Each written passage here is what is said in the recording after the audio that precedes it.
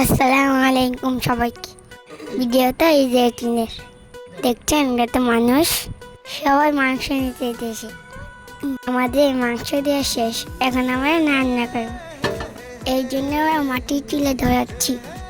মাটির চুলাটা আমার খালামণি বানিয়েছে। মাটির চুলাটা দেখতে অনেক সুন্দর হয়েছে।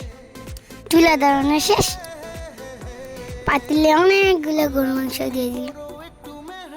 রান্নাটা পুরো দেখবেন। আপনারা বলে ভিডিও দেখেন না, আমার খালামণি সবগুলো ভিডিও দেখবেন, ঠিক আছে?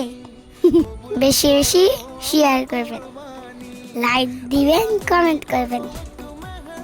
আমার খালামণি অনেক মজার মজার রান্না করে। আমাদের পেজে ফলো দিবেন, আমাদের ইউটিউব চ্যানেলতে পাশে করবেন। সব মশলা দেওয়া শেষ, এবার নাড়ানাড়ি করতে হবে। নাড়ানাড়ি করছে আমার বড় ভাইয়া, সেও অনেক রান্না পারে। মাটির চুলা রান্না অনেক মজা লাগে। আমি তো খেয়ে পাগল হয়ে গেছি।